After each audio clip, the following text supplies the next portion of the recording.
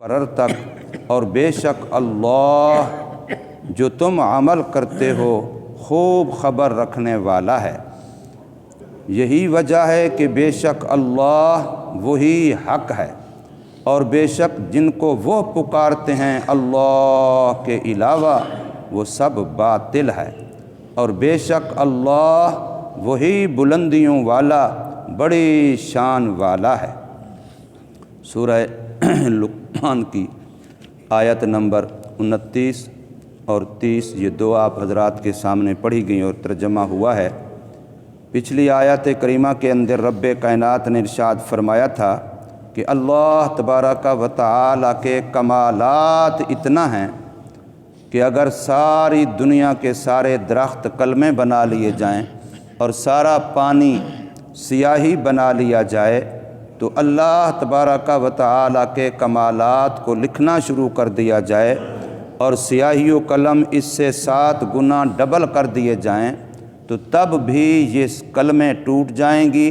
لکھنے والے تھک جائیں گے، ختم ہو جائیں گے، سیاہی ختم ہو جائے گی، لیکن اللہ تبارک و تعالیٰ کی حمد و ثنا کے کلمات وہ ختم نہیں ہوں گے۔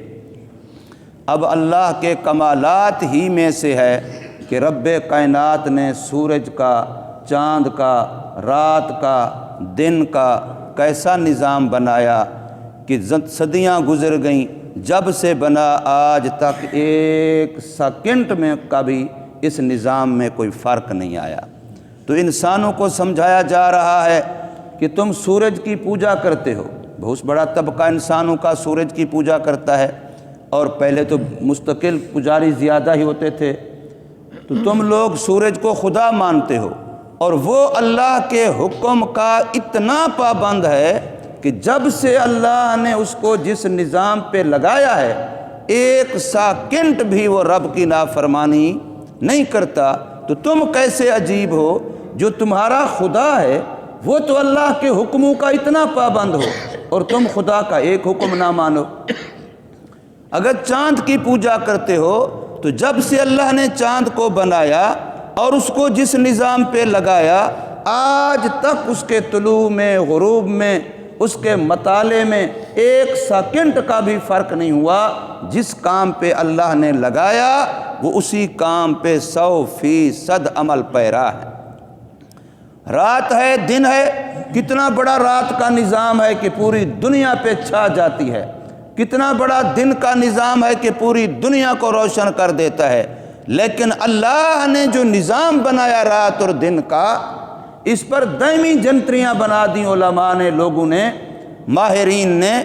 کہ 1 سیکنڈ کا بھی فرق نہیں ہوگا زندگی بھر کے لیے، ہمیشہ ہمیشہ کے لیے دائمی جنتری، طلوع غروب، رات کا آنا، رات کا جانا، دن کا آنا، دن کا جانا۔ اب دن بڑھنے لگے ہیں، کتنا روزانہ بڑھ رہا ہے، آج سے 1000 سال پہلے جو روٹین تھی آج بھی وہی روٹین ہے اور 1000 سال بعد بھی وہی روٹین ہوگی۔ کتنا کم ہو رہا ہے روزانہ، کتنا راتیں بڑھ رہی ہیں تو روزانہ کتنا بڑھ رہی ہے۔ تو یہ نظام بتاتا ہے کہ جب یہ اتنی بڑی بڑی مخلوقات، سورج، چاند، رات، دن، یہ اللہ نے جس کام پہ لگایا اسی کام پہ اتنا کاربند ہیں جو 1 سیکنڈ بھی رب کے نظام کی مخالفت نہیں کرتے، اپنی مرضی نہیں کرتے، تو ہم انسان، ہماری حیثیت کیا ہے؟ ہمیں تو ان سے 1000 گنا زیادہ اللہ کا مطیع ہونا چاہیے، زیادہ فرما بردار ہونا چاہیے، زیادہ خدا تبارک و تعالی نے ہمیں جو نظام زندگی دیا، ہمیں اس میں اللہ کے حکموں کی سورج چاند کے مقابلے میں، رات دن کے مقابلے میں زیادہ پابندی کرنی چاہیے۔ ہم کمزور ہیں، ہم محتاج ہیں، ہم اللہ تعالیٰ کی ہوا کے محتاج ہیں، کھانے کے محتاج ہیں، پینے کے محتاج ہیں، سانس کے محتاج ہیں، کتنی ہماری ضرورتیں ہیں۔ بظاہر وہ ضرورتیں سورج کی نہیں ہیں، بظاہر وہ ضرورتیں چاند کی نہیں ہیں، بظاہر وہ ضرورتیں رات دن کی نہیں ہیں، لیکن پھر بھی وہ اللہ کے حکموں کے اتنے پابند ہیں، اور ہم محتاج ہو کر کے بھی پھر بھی نافرمانیاں کرتے ہیں۔ تو ہمارے سمجھانے کے لیے اللہ تبارک و تعالی اپنی قدرت کا بیان فرماتے ہیں، الم ترى، تو نے دل کی آنکھوں سے دیکھا نہیں ہے؟ کیا تو جانتا نہیں ہے؟ الم ترى، کیا نہیں دیکھتا تو، نہیں جانتا تو، ان اللہ، بے شک اللہ، یولج اللیل فی النہار، داخل کر دیتا ہے رات کو دن میں۔ ابھی راتیں کتنی بڑی تھیں، اب راتیں چھوٹی ہونا شروع ہو گئیں۔ اب وہ وقت جو پہلے رات کا حصہ تھا اب وہ دن کا حصہ بننا شروع ہو گیا، تو گویا رات دن میں داخل ہو رہی ہے۔ وَيُولِجُ النَّهَارَ فِي اللَّيْلِ، اور داخل کرتا ہے دن کو رات میں۔ جب گرمیاں ختم ہوتی ہیں تو پھر دن چھوٹے ہونا شروع ہو جاتے ہیں، وہ وقت جو پہلے دن کا حصہ تھے وہ رات کا حصہ بننا شروع ہو جاتے ہیں۔ وَسَخَّرَ الشَّمْسَ وَالْقَمَرَ، اور اللہ نے مسخر کر دیا، تابع کر دیا، کام پہ لگا دیا سورج کو اور چاند کو۔ پھر یہ نظام رات اور دن کا، سورج اور چاند کا، کل یجری الی اجل مسمی، یہ سارا چلتا رہے گا لیکن ہمیشہ ہمیشہ نہیں، ایک وقت مقرر ہے قیامت، وہاں تک چلتا رہے گا۔ اگر یہ اپنے آپ میں چل رہا ہوتا تو پھر اس کی کوئی انتہا اور اینڈ نہ ہوتی۔ قیامت کے دن اس سب نظام نے ختم ہو جانا ہے، تو اس لیے فرمایا کل یجری، سارا کا سارا نظام چلتا رہے گا الی اجل مسمی،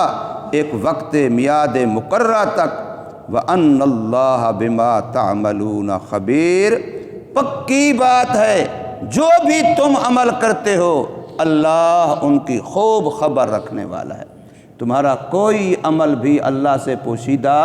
نہیں ہے، اللہ تبارک و تعالی اس سے غافل نہیں ہیں، بے خبر نہیں ہیں، تمہارا کوئی عمل بھی اس ذات سے چھپا ہوا نہیں ہے۔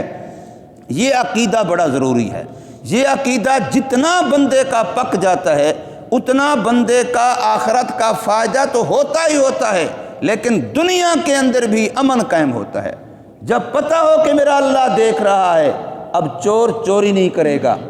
اب کوئی ڈاکہ زنی والا، اب کوئی اور غلطی والا، گناہ والا، جس سے وہ اپنی آخرت خراب کرتا ہے اور دوسرے انسانوں کو دنیا میں تکلیف دیتا ہے، اور نظام عالم دنیا کا جو ظاہری نظام ہے وہ ہماری نافرمانیوں کی وجہ سے خراب ہوتا ہے۔ بے امنی، بد امنی، بد سلوکی، آپس میں فسادات و جھگڑے، وہ سارے اسی سے پیدا ہوتے ہیں۔ دلوں کے اندر کھوٹ، دلوں میں دوریاں، وہ اسی سے پیدا ہوتی ہیں۔ غلطی ایک بندہ کرتا ہے وہ اپنی آخرت کا بھی نقصان کرتا ہے اور محلے کے اندر بھی اچھا خاصا فساد کھڑا کر دیتا ہے۔ اس لیے اللہ پاک نے جتنے احکام شریعت ہمیں دیے ہیں وہ ہماری آخرت کا فائدہ تو ہے ہی ہے ان پر عمل کرنے میں، اور اگر ان پر عمل کیا جائے تو پھر دنیا کے اندر بھی گھروں میں، محلوں میں، علاقوں میں امن قائم ہو جاتا ہے، محبتیں فروغ پاتی ہیں، آپس کے اندر ایک دوسرے سے تعلقات اور محبتیں بڑھتی ہیں۔ تو یہ ظاہری فائدہ بھی ہے شریعت پر عمل کرنے میں۔ اس لیے فرمایا بے شک اللہ اس چیز کو جو تم عمل کرتے ہو خبیر، خوب خبر رکھنے والا ہے۔ اب جب سورج، چاند، رات، دن، یہ ساری چیزیں اللہ کے حکم کی پابند ہیں اور ہیں بھی ایک وقت مقررہ تک، قیامت یقینی ہے، پکی ٹھکی بات ہے، ان الساعۃ لآتیۃ، پکی بات ہے، قیامت آنے والی ہے۔ تو فرمایا ذالک بأن اللہ، اور یہ سارا کچھ اس وجہ سے بأن اللہ هو الحق، کہ سچی ذات، حق ذات وہ صرف اور صرف اللہ ہی کی ہے، باقی سب باطل ہے، اور باطل کا معنی مٹنے والا ہوتا ہے۔ جاء الحق وزاحق الباطل، حضور صلی اللہ علیہ وسلم جو فتح مکہ فرمایا تو کعبۃ اللہ میں تشریف لائے، آپ کے ہاتھ میں چھڑی تھی تو بتوں کو گرا رہے تھے چھڑی سے، جو وہاں نقشے مورتیاں بنی ہوئی تھیں ان کو مٹا رہے تھے، اور یہ آیت کریمہ پڑھ بھی رہے تھے، جاء الحق وزاحق الباطل ان الباطل کان زہوقا، کہ حق آ گیا ہے، باطل مٹ گیا ہے، اور باطل ہے ہی مٹنے کے لیے۔ تو اللہ کی ذات کا جو پجاری ہے وہ حق کا پجاری ہے، اور اللہ کی ذات کے علاوہ جس کی سوئی کہیں بھی اڑی ہے وہ بیچارہ باطل پہ کھڑا ہے۔ تو تو فرمایا یہ اس وجہ سے کہ بے شک اللہ وہ حق ہے، وَأَنَّ مَا يَدْعُونَ مِن دُونِهِ، اور بے شک وہ جن کو وہ مشرک پکارتے ہیں اس اللہ کے علاوہ، الباطل، وہ سب باطل ہے، وہ سب مٹ جانے والا ہے، وَأَنَّ اللَّهَ هُوَ الْعَلِيُّ الْكَبِيرُ، اور بے شک اللہ وہی علو والا ہے، بلندی والا ہے، عظمت والا ہے، شان والا ہے، الکبیر، بڑائی والا ہے۔ کبریائی بڑائی صرف اللہ ہی کو جچتی ہے، اس لیے حدیث پاک میں ارشاد فرمایا رسول اللہ صلی اللہ علیہ وسلم نے کہ اللہ پاک فرماتے ہیں الکبریاء ردائی، یہ تکبر بڑائی یہ میری چادر ہے، جو اس کو چھیننے کی کوشش کرے گا، تکبر کرے گا، تو فرمایا اس پر میری رضا اور میری جنت حرام ہے۔ اللہ تبارک و تعالی ہمیں سمجھ نصیب فرمائے، عمل کی توفیق۔